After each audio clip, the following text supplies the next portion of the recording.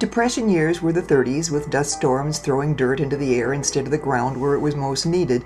We were happy with the few items needed to start up housekeeping and establish a new home for us newlyweds. It was popular in those days just to go and get married and then send the folks at home a telegram. Well, we did the eloping bit, but then went home and told the folks about it. It was hot, 98 degrees and windy.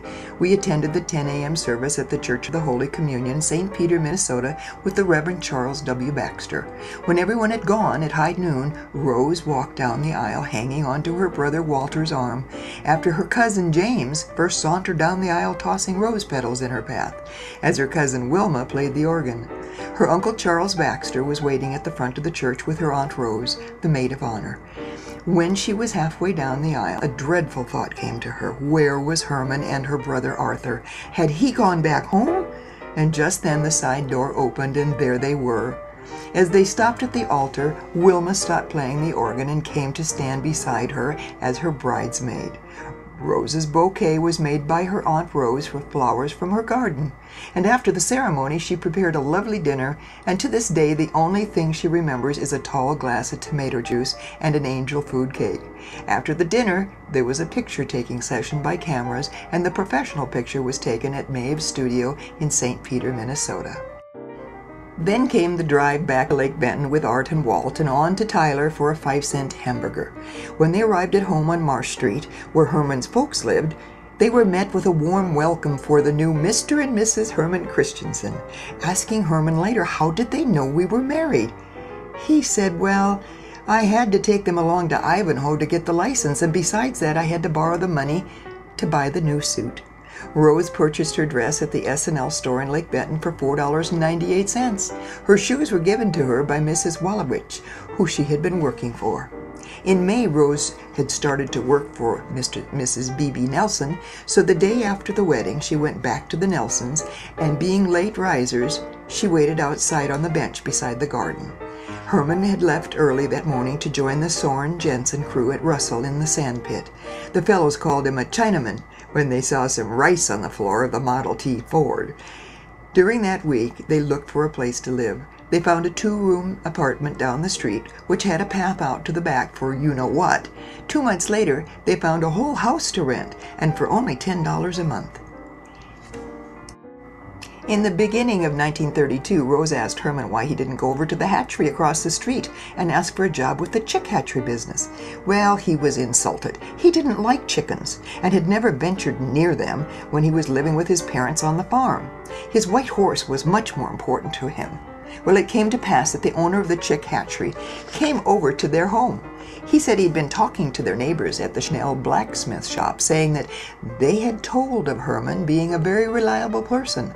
So the next morning he was on the job, and so reliable that in 1933 he was made the manager. Those years, the hatchery season was just 5 months long, and then the place was closed while the manager went threshing with Jim Rasmussen and his threshing machine. In the good old days, he would leave before sunup and come home after sundown. Sometimes they would go for a ride on a Sunday if there were no repairs to be done. Getting to know the neighbor ladies was fun for Rose. They started a ladies baseball team with Thora Nyman, Maggie Ballard, Pearl McGandy, Catherine Frank, Beatrice Larson, Elma Larson, Judith Morissette, Johanna Snell, Johanna Hansen, and of course Rose. They played at the Lincoln County Fairgrounds. She remembers that they played at Danabo, but they got beat. In 1932, the Highway 14 was being rebuilt, and there were truck drivers hauling gravel and needed a place to sleep. They found some beds for their 3 upstairs rooms, and then they began to have roomers, 6 in all.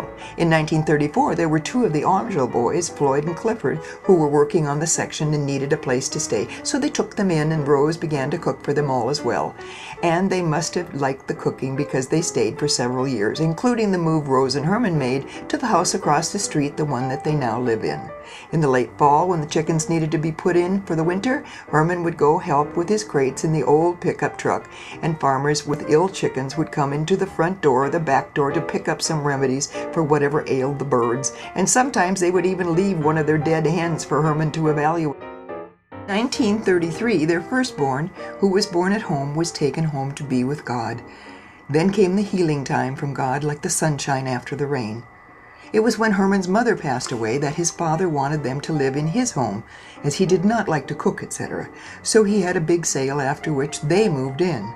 He enjoyed visiting the rest of his family in other towns until December 31st, 1935 at 11 a.m. A new grandson was born in the house. His name was Roger Martin, and Grandpa Christensen was delighted to stroll with him in his buggy. They spent many hours together. When Roger was nearly 4 years old, his Baba died just 3 days after his 72nd birthday. 5 months later, on January 19, 1939, early in the morning, Bodil Rose joined our family. Roger, being a very thoughtful boy, had it all figured out. Missing his Baba so much, he said, "When you get old, you die and go to heaven for a while. Then you come back as a baby." He was so happy to have a little sister. In April, when Bodil had skin problem, he cried a lot, and it bothered Roger, and he told them that he should go get God to come here and help her stop crying. And he would too. In 1941, business was so good at the hatchery that an addition or two was added to the building, and then Roger started school, after which Sunday school, measles and mumps, and more. In 1942, David Herman was added to the family, April 22nd, and 1945, Rose was secretary and treasurer of the Sunday school, with 3 kids attending. What fun that was! Christmas programs, Easter programs, all with songs and verses to memorize, both at school and at church. In the summers, there were gardening, and always had to have a few of the baby chicks in the house until Mom ousted them, and no one took care of them because they weren't cute anymore, and they had grown up too much. So they would make a pen out in the yard, and they'd move it every day. On Sunday mornings, the Sunday paper route had to be delivered. There was crop spraying with 33 kids on the block. The Christensen backyard play yard was the place to be. Up to 15 kids at one time on the swings, the bars, the treehouse, playhouse, and sandpile. On hot days, a 4-foot swimming pool had at least 10 squeals and 20 arms and 20 legs. Then there was the old willow tree, and lots of fun to climb in, except when David fell out of it.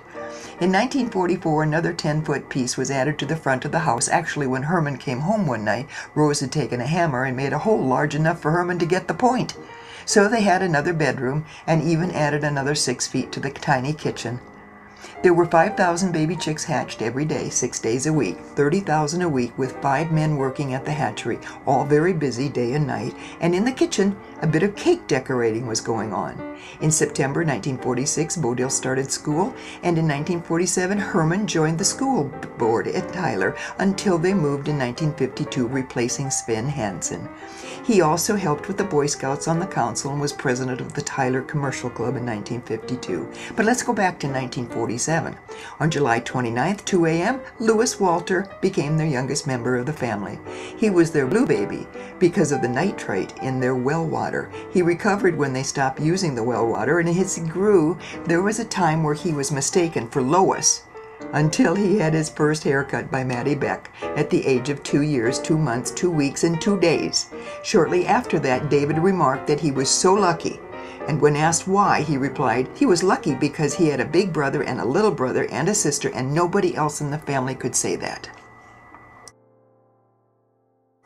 In 1950, they added an addition to the house in the form of a garage. A canister room is what they called it. Roger and his friends had a wonderful basketball tournament in the dusty garage in 1951 with trophies and lots of fun. 1952, they made a big change. The first 2 weeks of August, there were 14 meetings and parties to attend besides packing all their worldly goods, and on the 15th, they started off to their new home in northern Minnesota at the Maplewood Poultry Farm and Hatchery in Barnum, Minnesota. This was a bit different because the baby chicks hatched were mostly by mail order, and there was a large business of selling fresh eggs and dressed poultry. School was next door, but for church they attended the Zion Free Church in Moose Lake, Minnesota with Pastor Hoverston. In 1953 was music lessons for Bodil and David. Bodil was confirmed, Roger graduated from high school, and so they had an open house for him. 1954, Bodil was runner-up as Miss Barnum at the Midsummer Days with many parades to ride in. In 1955, she enrolled in Oak Grove Lutheran High School in Fargo, North Dakota. David was confirmed at Zion Lutheran, and they attended Rose's mother and dad's golden wedding anniversary back in Lake Benton. On Sunday, June the 24th, 1956, they had an open house celebrating their silver wedding at their home, and the next Thursday they traveled to Tyler for a party at the First English Lutheran Church given by friends. Roger gave a speech telling about how nice he thought his mom and dad were. He was home on leave from the Air Force at that time. Louis played a number on the piano, Bodil played her flute, and David said he wanted to be different, so he just sat and said and did nothing but smile handsomely. Other folks gave talks, and Ruth Ann Jensen played her accordion. After it was all over, Roger went back to the Air Force in Oklahoma City. Bodil went to Pacific Lutheran College for a Luther League convention, and David went to Lake Waupagasset for Bible camp. The big house on Maplewood was quiet with just Louis at home. Got involved. Herman was on the Boy Scout Council, the Commercial Club, the Firemen, the School Board, the Church Council with Zion and Bethlehem churches, merged, and then became Hope Lutheran. He was on the Call Committee when Milton Johnson of Brandon, South Dakota became pastor, and was at the Cotton Blossom Time Minstrel Show. Rose kept busy with the 500 Club, the Zion Ladies' Aid, superintendent of Sunday School, cookie chairman of the Girl Scout Council, Cub Scouts PTA, plus decorating cakes for weddings and playing bridge. In 1956, Bodil was Cornelia Otis Skinner in her high school play. Our hearts were young and gay, and as a member of the school choir, she brought them all to sing at Hope Lutheran and a chicken dinner at Maplewood. She graduated in 57 and entered Augsburg College in the fall with a bout of the hospital in a bad case of the poison oak. Well, Roger brought home his Sioux Lookout Air Force team, the baseball team, for a chicken dinner too. They were on their way to Minneapolis for a baseball tournament. They lost the game, but they had lots of fun. David and his two friends stayed overnight, Johnny Lundblad and Corky Cummins. What a picnic! Baked chicken, potato salad, deviled eggs, corn on the cob, salad rolls. No wonder they lost the game. They ate too much. In July, David went fishing with his father and got a fish hook in his ear, while the girls went to the Caribou Lake, and some other girls and their moms from Duluth having a grand time. In 1958, they traveled to Cochrane, Canada, to the wedding of Patricia Macaulay and Roger on August 29th. When the newlyweds returned to Barnum, they were welcomed with an open house for them. Then they moved back to Tyler, and in January 1959, on the 12th day, came the purchase of the Tyler Chick Hatchery from the corporation of which Herman had been the president. So the time flew and the business grew. Even a pickup egg route had been started. And then Rose and Herman became grandparents for the first time with the birth of little blue-eyed Karen, who was Roger and Patsy's firstborn on the 12th of June, 1959. In 1960, David graduates from Tyler High School, and in the summer he helps out at the hatchery. In September, he began school at Mankato College, and their family of 6 is now down to 3, and home life has changed. February 1963, David and LaDonna Meyer are married in January on the 23rd. And June 22nd, 1964, Vicki Rose is born to Roger and Patsy. Louis graduates from high school, and then he registers at Concordia College in Moorhead. So now they are just as they started, just Rose and Herman at home together. December 1965, Jody is born to David and LaDonna. In 67, Roger moves his family to the island of Guam for 7 long years, and in 67, Louis goes to Germany for a year to study, and then he goes into the Peace Corps. In 1969, John is born to Roger and Patsy in a faraway Guam, and David and LaDonna's son is also born, Scott, another grandson. 1972, Robert Francis is born on Nani's birthday, and in 1973, Bodil had a little girl named Lisa Naomi Rose. This story was compiled from notes and memories and thoughts of Herman and Rose Christensen. They are loved by their children and grandchildren, and they have learned not to regret growing old, because it is a privilege denied to so many.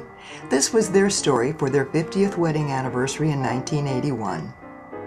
Thanks, Mom and Dad. We love you, and we miss you. Thanks for your story.